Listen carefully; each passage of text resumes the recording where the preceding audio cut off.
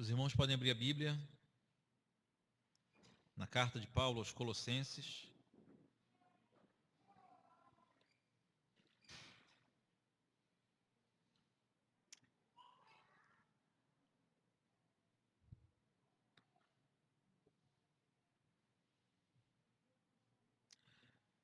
Desde o momento que nós iniciamos o culto, nós estamos em estado de reverência diante do Senhor.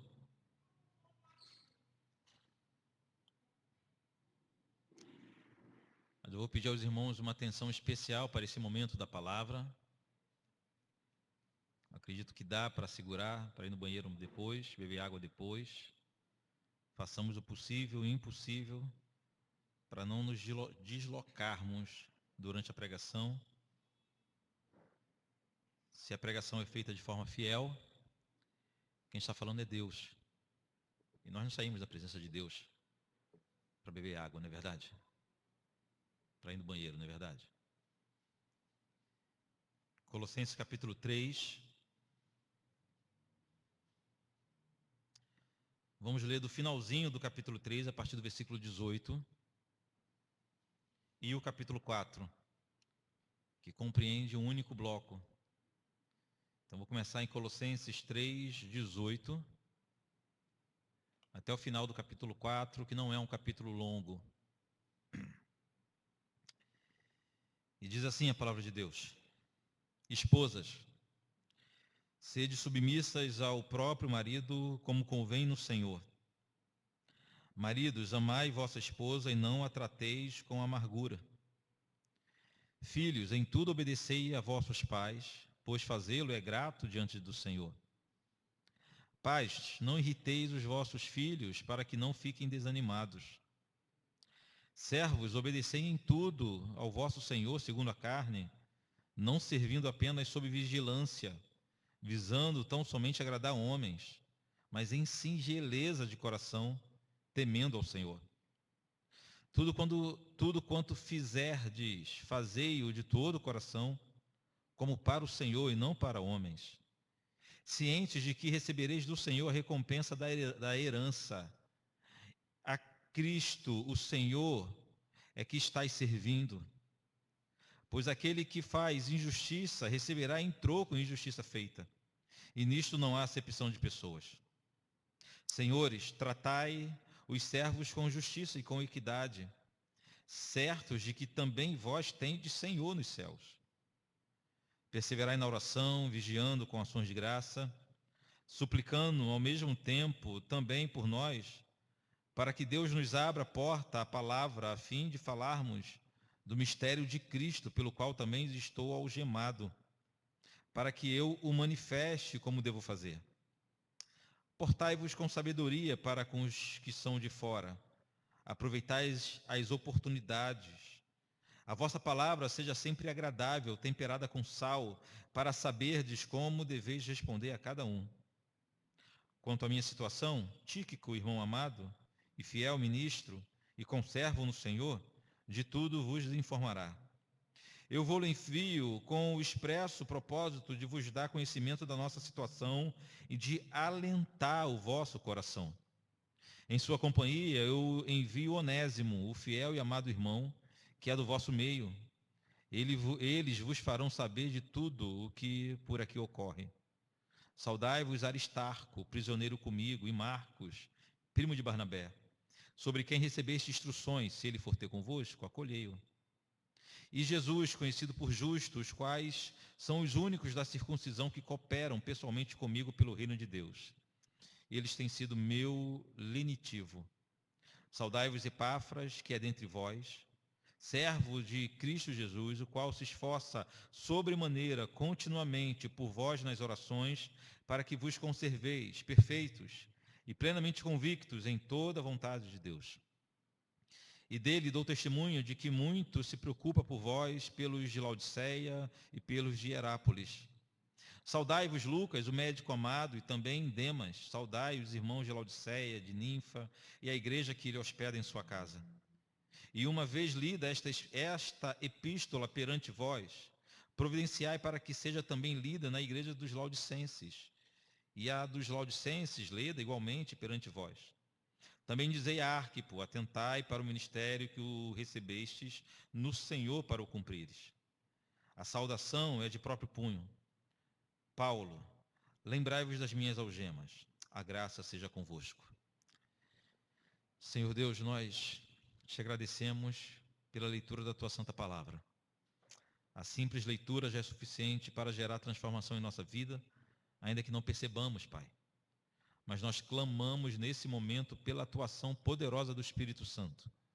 Se o Espírito Santo não trabalhar nesse momento, eu falarei em vão e meus irmãos ouvirão em vão. Então que haja verdadeira iluminação do teu Espírito, tanto em minha vida como na vida dos meus irmãos, ó Pai. É o que clamamos em o nome de Jesus. Amém. Amém. Chegamos no final da nossa exposição da carta aos Colossenses. Por todo o mês de agosto, estivemos com os Colossenses e hoje é a nossa quinta mensagem baseado nessa carta. Já aprendemos aqui nessa carta que um cristão deve viver em santidade ou praticar as boas obras não para alcançar o favor de Deus. Um verdadeiro cristão vive em santidade ou pratica as boas obras porque já foi alcançado pelo favor de Deus. Já aprendemos aqui nessa carta que nós não lutamos contra o pecado para nos unir a Cristo. Não, é ao contrário. É nossa união com Cristo que redundará numa vida livre do pecado. Já aprendemos que no lugar de nós ficarmos lutando com a força da nossa própria carne, uma obra da carne isso, com a força do nosso próprio esforço contra os nossos pecados, o que nós devemos trabalhar é para nos unirmos cada vez mais a Jesus, conhecer cada vez mais a Jesus. À medida que a nossa união com Cristo se estabelece, nós nos libertamos de cada um de nossos pecados, por mais terríveis que eles sejam. Já aprendemos aqui que, muito provavelmente, temos perdido muitas de nossas lutas contra o pecado, porque estamos lutando de forma errada. A gente acha que iremos vencer nosso pecado com força de vontade. Não é verdade? Basta você querer com muita força. Repita comigo 3 vezes, eu não vou mais pecar, eu não vou mais pecar, eu não vou mais pecar. Isso não vai acontecer. Não se vence o pecado com força de vontade, não temos força contra o pecado. Não se vence o pecado com terapia, com autoajuda, nada disso tem remédio contra o pecado. A única forma de se vencer o pecado é estar unido a Jesus, é estar unido a Cristo. Essa união mística do crente com Jesus que nos dá vitória contra a nossa carne.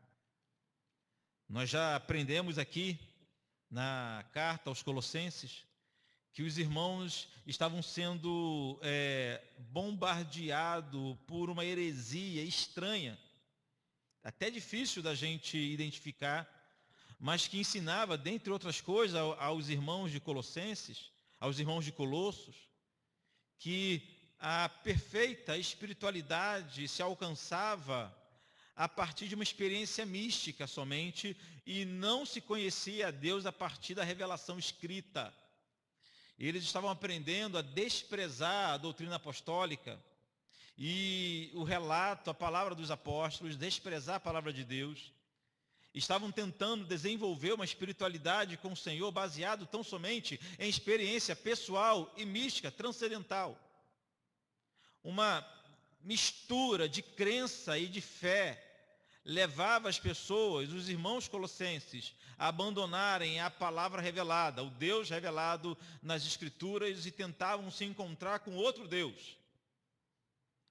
Estavam misturando a fé cristã a práticas das religiões de mistério, e falamos sobre quais são ou o que é uma religião de mistério. Religião de mistério é aquele tipo de religião que só a conhece de verdade quem está dentro dela, que é um segredo para os de fora. A pessoa precisa passar por um ritual de inicialização para ter acesso às práticas, aos costumes, às liturgias, às práticas religiosas. Então isso tudo, esse tipo de mentalidade misteriosa, mística demais, estava assolando a igreja da cidade de Colossos.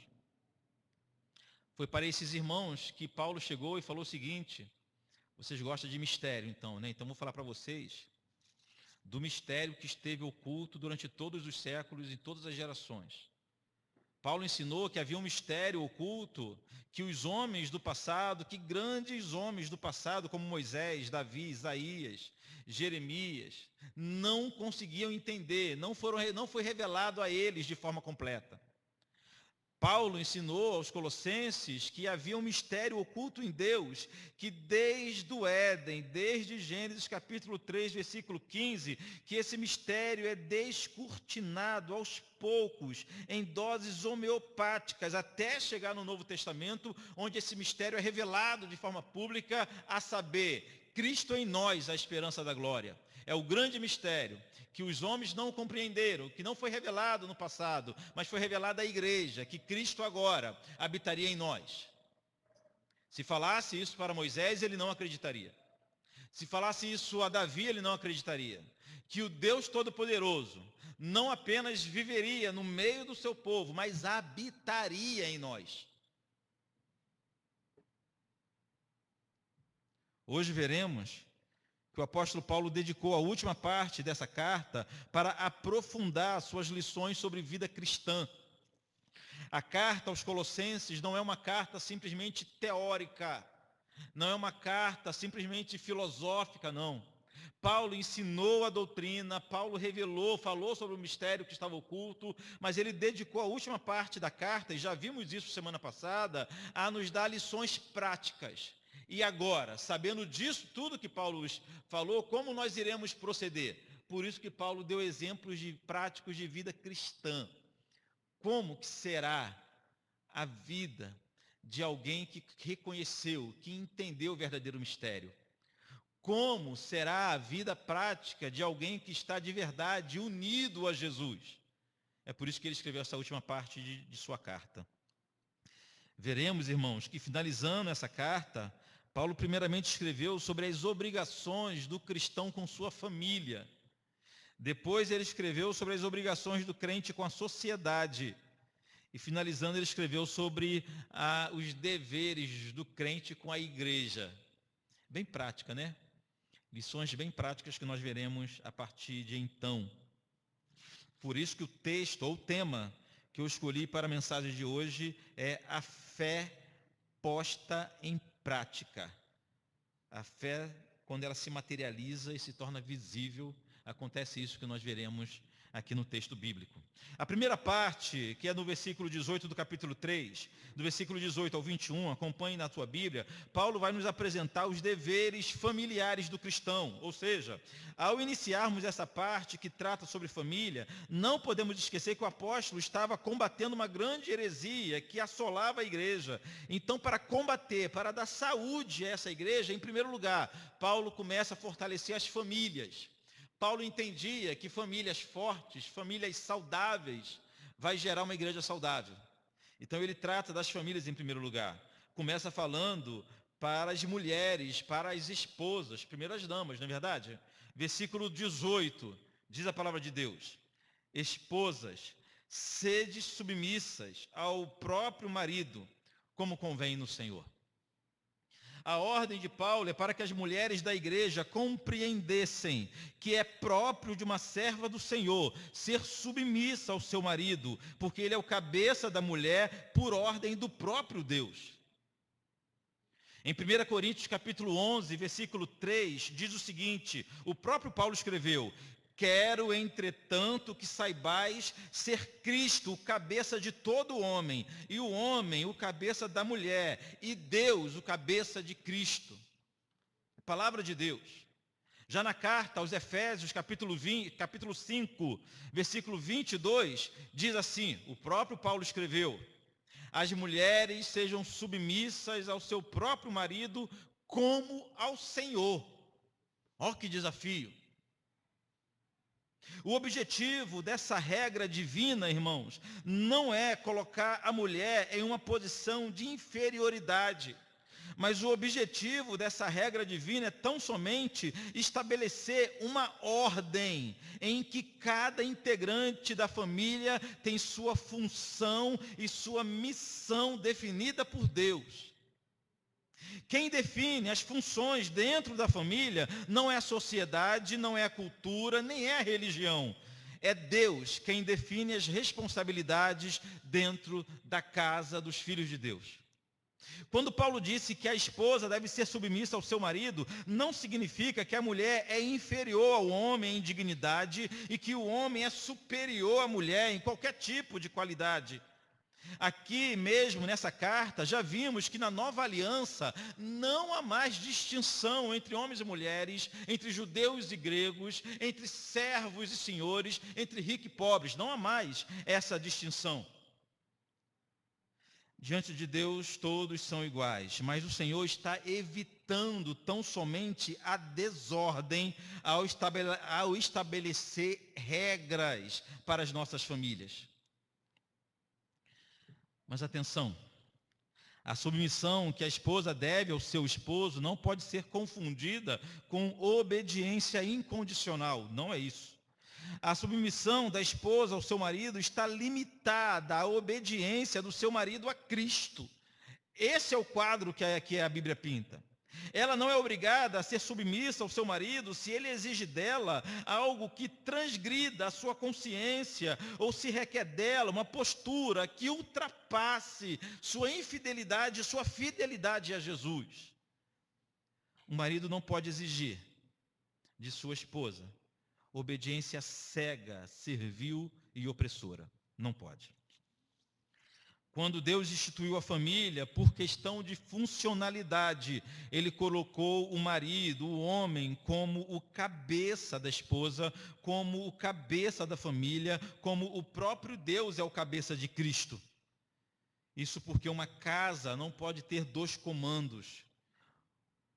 Um corpo não pode ter duas cabeças. Tem que ter uma cabeça somente. E a ordem do Senhor é que essa seja a responsabilidade dos homens. Deus não é Deus de confusão. A submissão da esposa ao seu marido significa que ela exerce esse papel de forma espontânea. Da mesma forma que a igreja não é obrigada a servir a Jesus, a igreja serve ao Senhor de forma e se submete ao Senhor de forma espontânea. A submissão da mulher ao próprio marido também é de forma espontânea, sem relutância. A mulher não deve ser submetida ao marido de forma que fira a sua dignidade, que maltrate a sua pessoa. Não é isso que a Bíblia ensina. A submissão da esposa ao marido significa que ela tem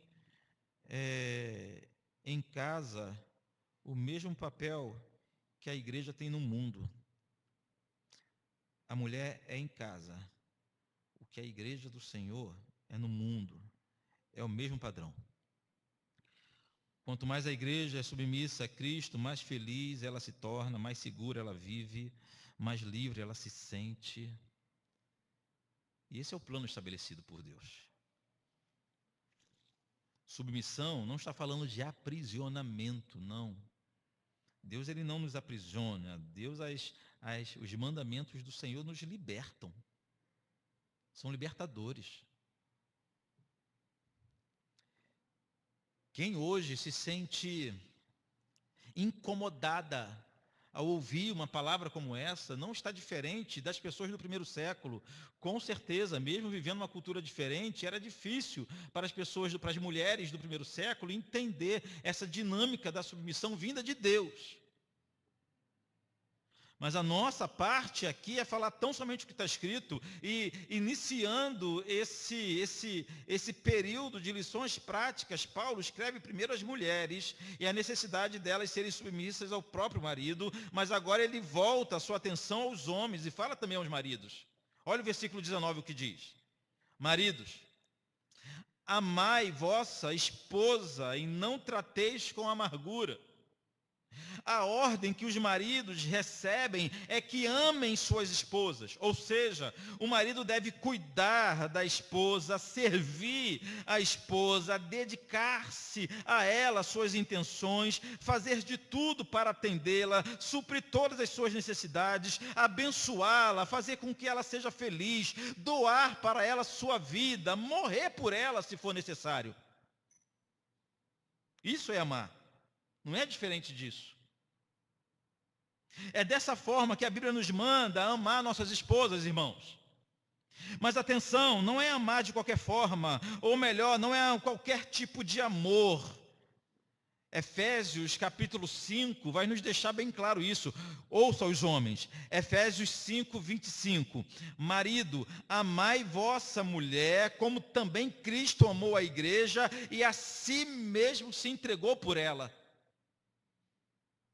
Então os homens cristãos não devem amar suas esposas como Romeu amou Julieta. Não é isso. Não devemos amar nossas esposas como Tristão amou Isolda. Lembra da história, da literatura? Não devemos amar nossas esposas como o príncipe amou a Cinderela, a Branca de Neve. Não é assim que a Bíblia manda. Não é isso. Em matéria de relacionamento, não se espera outra coisa dos homens, a não ser que amem suas esposas como Cristo amou a igreja. E como Cristo amou a igreja?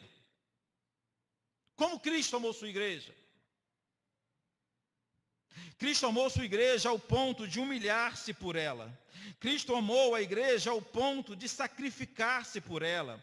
Cristo amou a igreja ao ponto de derramar seu próprio sangue por ela.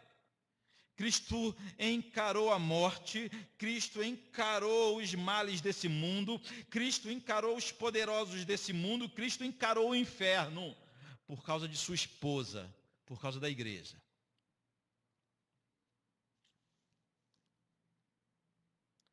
É assim que a Bíblia ordena que nós amemos nossas esposas, ao ponto de morrer por elas se for necessário. Além de amar como Jesus, a ordem de Paulo aqui no versículo 19 é que os maridos não tratem suas esposas com amargura. Não basta amar, é não ameis e não a trateis com amargura. Reverendo Hernandes Dias Lopes, comentando esse ponto, ele diz o seguinte: em vez de tratar a esposa com amargura, o marido precisa ser um bálsamo na vida dela. Um aliviador de tensões, um amigo presente, um companheiro que vive a vida comum do lar, servindo-a e protegendo-a. Esse é o papel do homem. Esse versículo 19, na nova versão, na versão King James da Bíblia, é mais claro de entender. Está escrito assim, ó: marido, cada um de vós ame sua esposa e não a trate com grosseria. É um pecado contra Cristo quando você trata a sua esposa com grosseria. É um pecado contra o Senhor, é um pecado contra a igreja, é um pecado gravíssimo contra Deus. Quando no lugar de uma palavra de tranquilidade, uma palavra de ânimo, uma palavra que pode até ser uma palavra dura, de repreensão, mas ainda assim sem grosseria, sem palavras chulas, sem ofensa.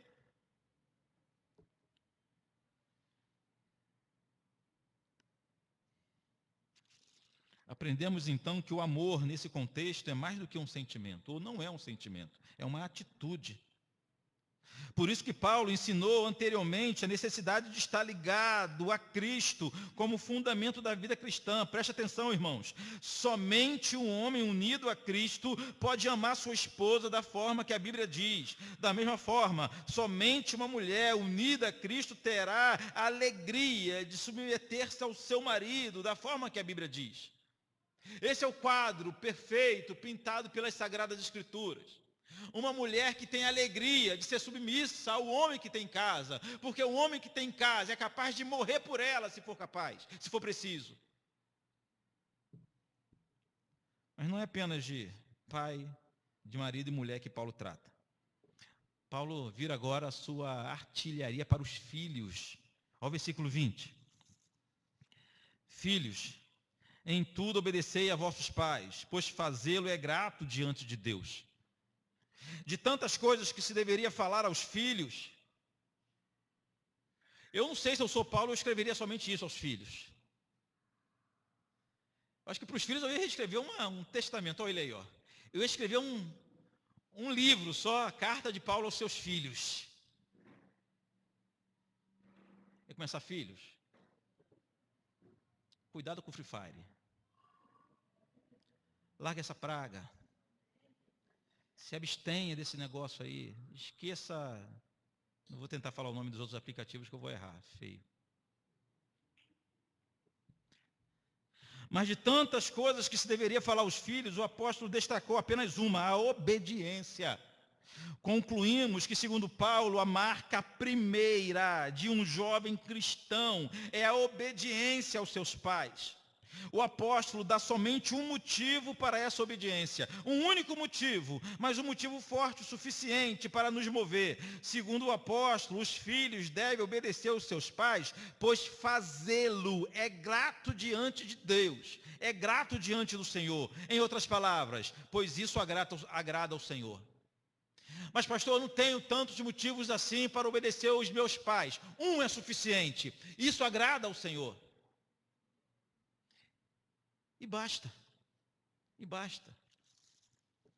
Assim, há mandamento com promessa para aqueles que honram pai e mãe.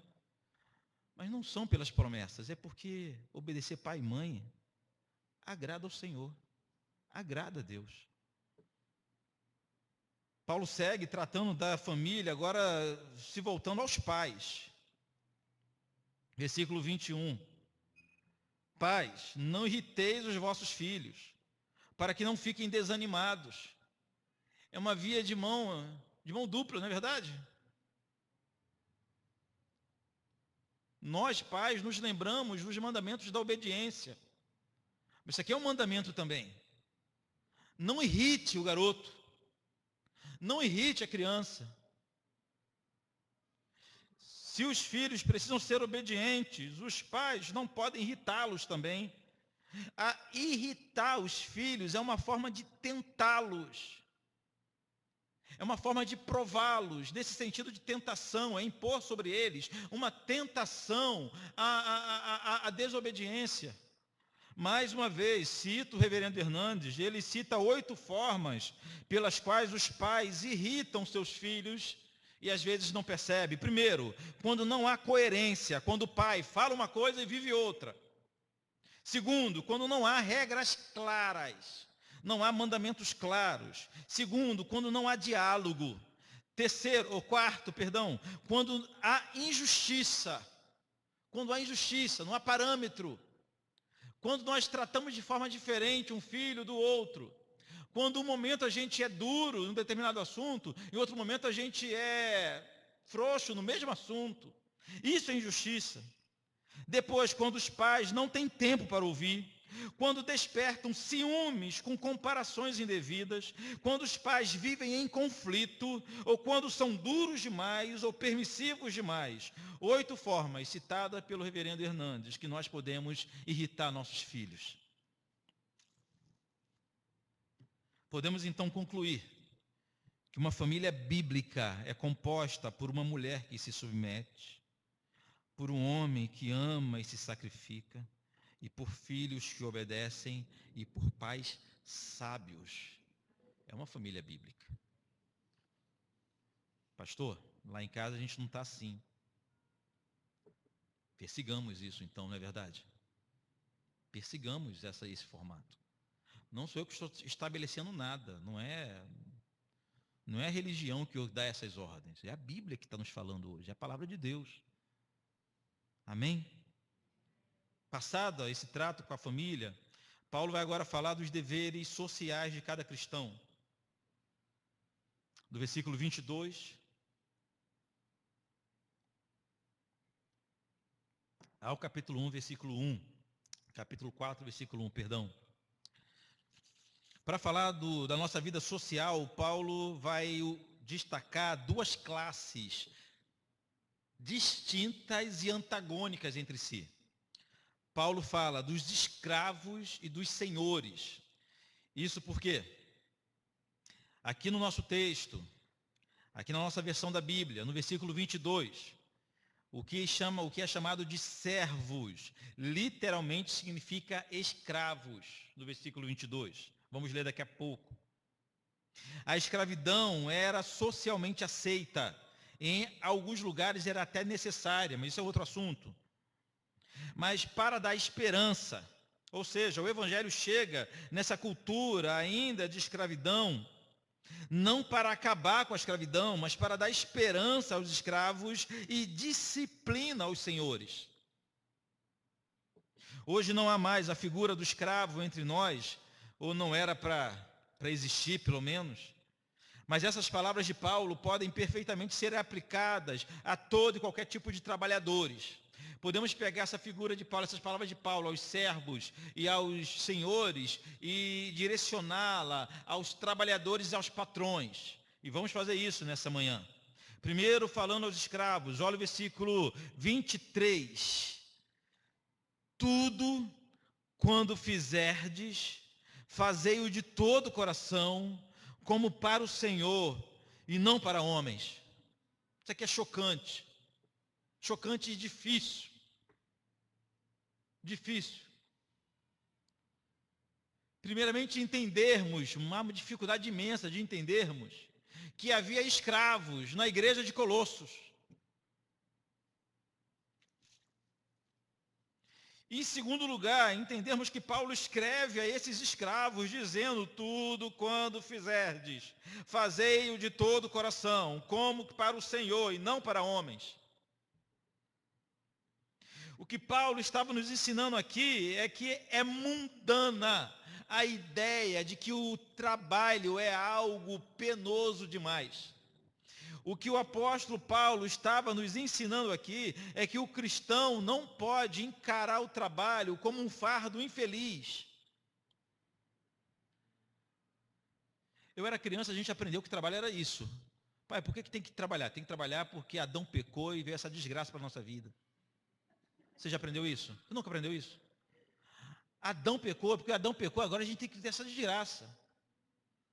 A pessoa nem começou a trabalhar, está pensando já na aposentadoria, contando os dias para a aposentadoria. E a grande tragédia é se levantar contra os governos, porque mexeu na nossa aposentadoria. Pensa em parar um dia. O trabalho não é um fardo, sim, é um fardo, mas não é uma maldição. Não é uma praga, não é uma tragédia o trabalho. Pelo contrário, o trabalho é a forma pelo qual o Senhor nos dá sustento, dignidade.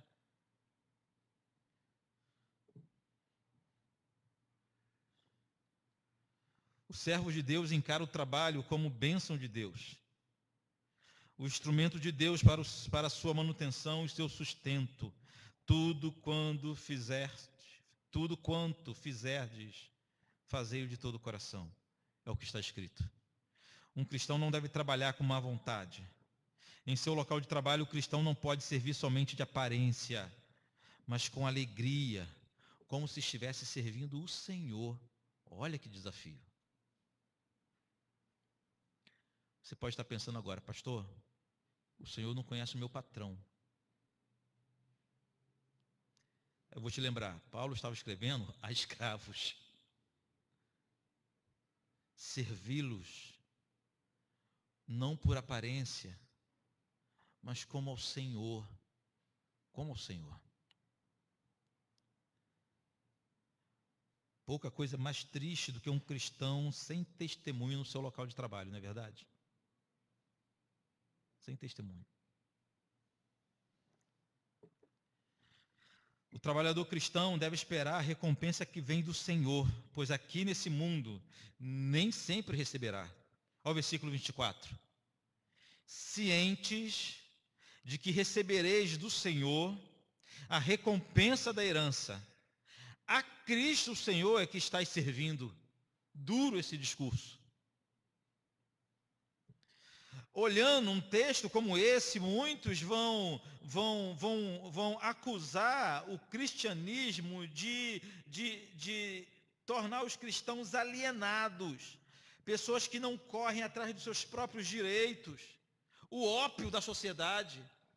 Muitos acusam por causa disso, mas o que Paulo está querendo dizer é o seguinte, trabalhe de forma honesta, trabalhe de forma sincera. Você quer se desenvolver no seu trabalho? Então corra atrás para desenvolver no seu trabalho. O teu patrão é ruim demais, então trabalhe para trocar de emprego. Mas não ande murmurando, não ande dando mau testemunho, não ande arrumando problema onde você trabalha. Lembre-se que nem sempre você irá receber a paga devida do seu trabalho aqui nesse mundo. Nem sempre vivemos em um mundo de injustiças. Mas tenha certeza, haverá um dia em que você irá receber a recompensa da herança, conforme Paulo escreveu aqui.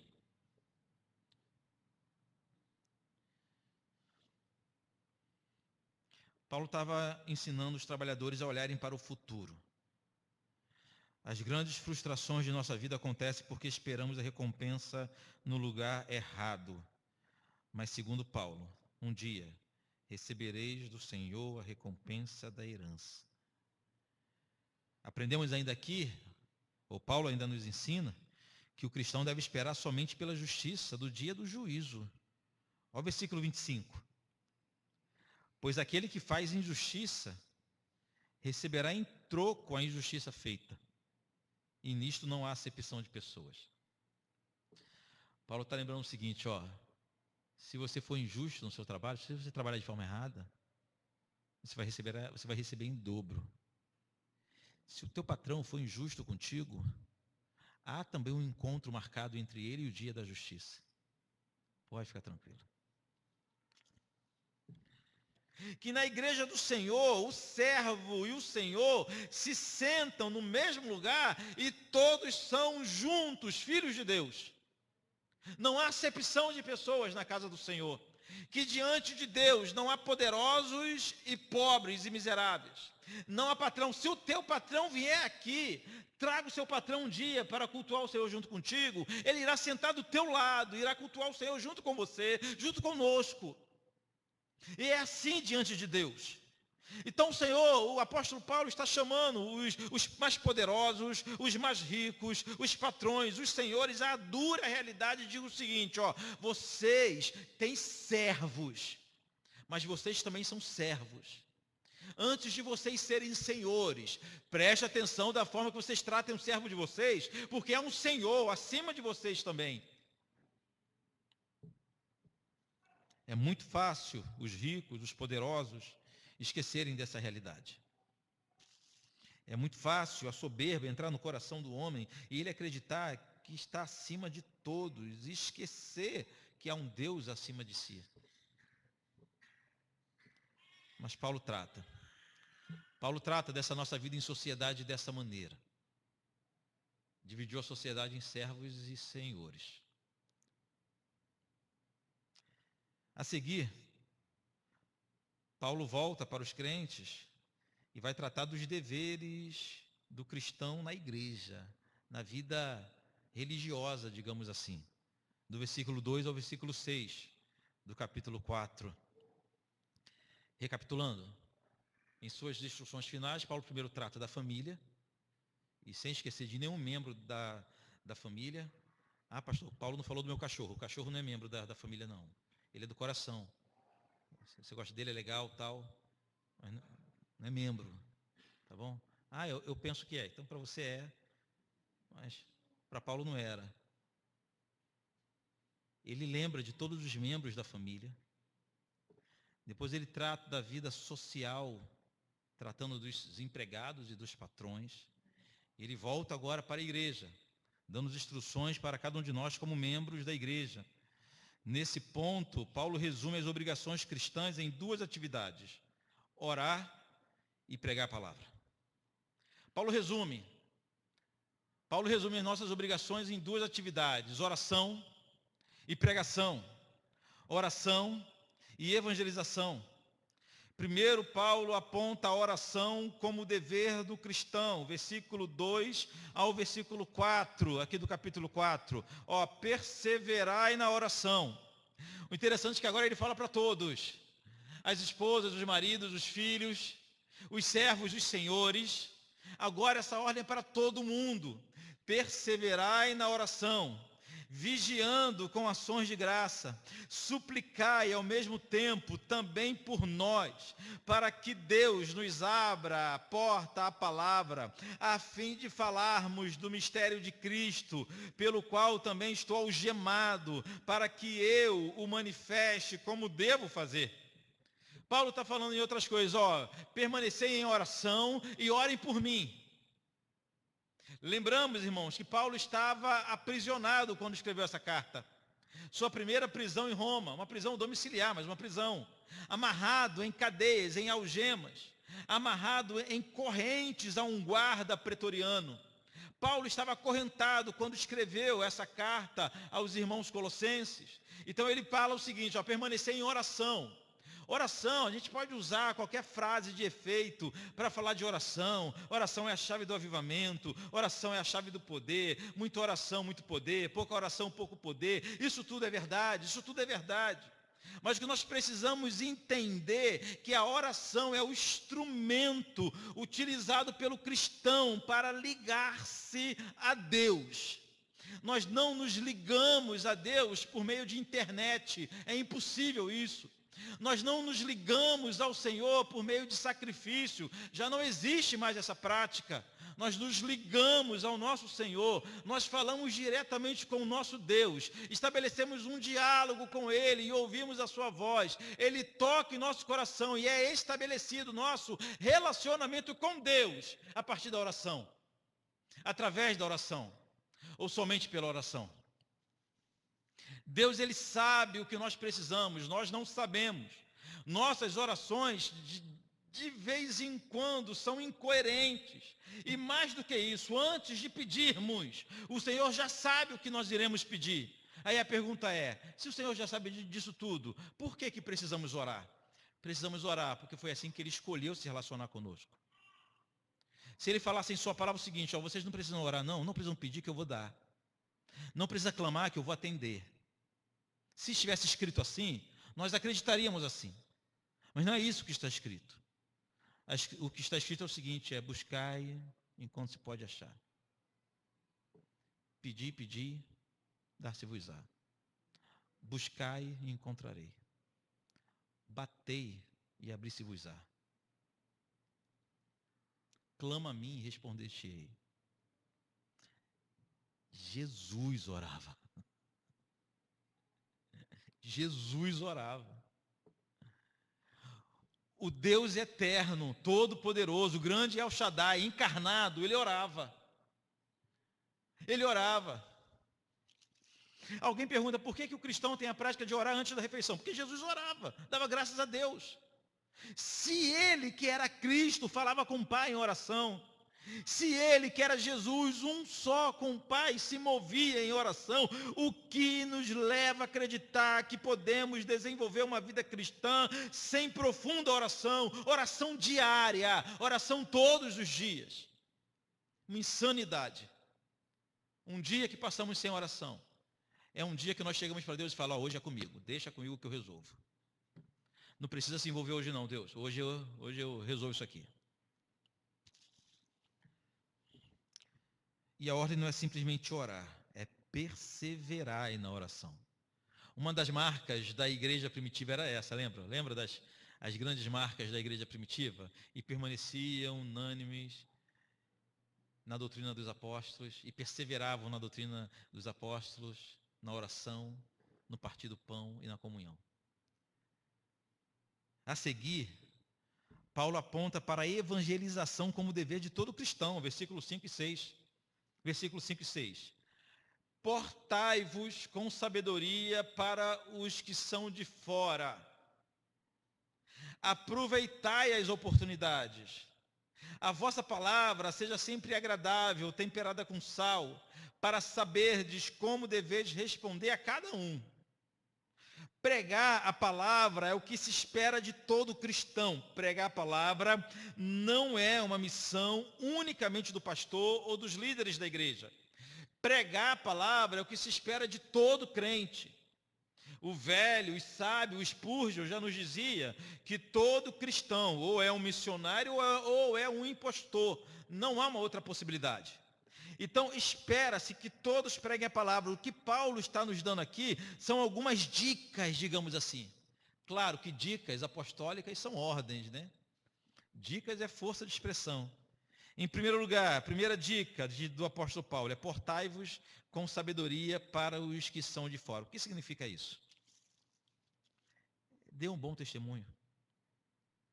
Não tente dar um testemunho de pessoa perfeita, não. Você vai falhar. Dê um testemunho de um crente fiel. Alguém que conhece suas imperfeições, conhece seus pecados. Que todos percebam como você depende de Cristo e de suas misericórdias, de seu perdão, de seu sangue precioso. Isso que é dar testemunho para os que estão de fora. Mas, claro, também é pregar a palavra, é anunciar o Evangelho. Todo cristão, irmãos.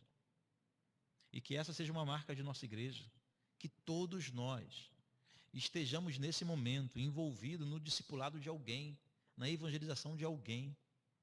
O que não falta-nos são pecadores, pessoas desviadas, pessoas perdidas, esperando a nossa manifestação. O segundo ponto, a segunda dica de Paulo, ainda aqui no versículo 5, é essa: ó, aproveitai as oportunidades. Ou seja, sempre que possível, pregue. Pregue a todo tempo.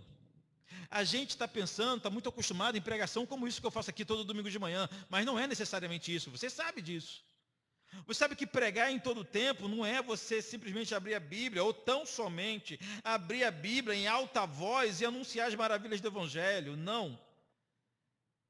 Todo mundo que nos cerca, nossos vizinhos, nossos amigos, o porteiro do prédio, o porteiro do trabalho, a servente, o executivo, todos eles são pecadores carentes de ouvir uma mensagem, e nós somos colocados por Deus nos nossos ambientes para isso. Para isso. Não pense você que o Senhor botou você naquele teu trabalho maneiro só para ganhar dinheiro, muito dinheiro. O que Deus quer comigo aqui? Quer que eu ganhe dinheiro. Qual era o propósito de Deus aqui? Que eu ganhe dinheiro. Troque de carro e de casa. Esse é o propósito. Esse seria o propósito de Deus? Seria esse? Seja sincero. Você acha que Deus pôs você onde você está para você ganhar dinheiro? É óbvio que não. Há um propósito maior do que esse. Lá você vai sustentar a sua família, lá você vai dar dignidade, lá você vai viver de forma honrosa. Mas é lá também um lugar que você pode pregar o Evangelho, você pode desenvolver o que estamos chamando de relacionamento discipulador. Não é pregar o Evangelho no local de trabalho, não é perder o tempo, usar o tempo que o teu patrão te paga para pregar o Evangelho para alguém, não é isso. Mas é usar o ambiente, usar as pessoas, os relacionamentos, estabelecer laços, caminhos e meios, como gostam de falar hoje em dia, estabelecer pontes, para você pregar o Evangelho para todos que te cercam. Então, aproveitando as oportunidades. E por fim, que a vossa palavra seja agradável. Isso não significa que devemos falar o que os homens querem ouvir, mas sim, que a nossa pregação seja um alento aos perdidos. É isso que é ser agradável. A pregação do Evangelho, por si só, é uma pregação dura. Se for pregada completa, criação, queda, redenção no Senhor Jesus. Se for pregado o Evangelho de forma completa, é uma pregação dura. Porque o ponto de partida é a acusação do pecado. Não existe pregação do Evangelho sem acusação. Então é realmente uma tarefa dura, árdua. Mas quando a Bíblia diz que a vossa palavra seja agradável, é que essa pregação do Evangelho sirva como um farol na tempestade, como um bálsamo, como uma compressa na febre, como uma luz na escuridão. Por isso que ela tem que ser agradável. E finalizando o texto de hoje, Paulo segue as orientações finais do versículo 7 ao versículo 18. Não vou ler, mas Paulo lembra nominalmente dos seus companheiros de jornada. Até um homem chamado Jesus estava nesse meio, você reparou na leitura? Paulo lembra nominalmente dos companheiros dele e dos servos da igreja, nos fazendo compreender de que é impossível, não é difícil não, é impossível uma vida cristã sem companheiros, sem companheirismo, solitário, sozinho, é impossível. É impossível. Aprendemos aqui, já vimos na carta aos Colossenses, de que sim, Deus ele pode tratar de todos nós de forma individual, no sossego do nosso lar, na solitude lá do nosso quarto. Podemos sim desenvolver uma espiritualidade pessoal com o Senhor, em tese, né, sem a necessidade da congregação. Mas o fato é que Deus escolheu ministrar em nossa vida através da congregação. Se Ele tivesse escolhido ministrar em nossa vida através de outros elementos, de outros métodos, seria uma bênção também. Mas Ele escolheu ministrar, cuidar de nós através da igreja local. Todos os cuidados do Senhor na nossa vida apontam para a comunhão com a igreja local. A Bíblia diz o seguinte: aconselhai-vos, orai uns pelos outros. Suportai uns aos outros, levai as cargas uns dos outros. A Bíblia não fala o seguinte: ó, cada um ora por si, cada um suporta você mesmo, cada um leva a própria carga, cada um se vira sozinho, cada um no seu quadrado. Não é isso que a Bíblia fala. A Bíblia fala para a necessidade dessa comunhão com o corpo, em que iremos dividir nossos fardos, nossas cargas, onde seremos disciplinados. Precisamos ser disciplinados. Somente uma igreja local pode nos disciplinar, irmãos. Nós somos indisciplinados.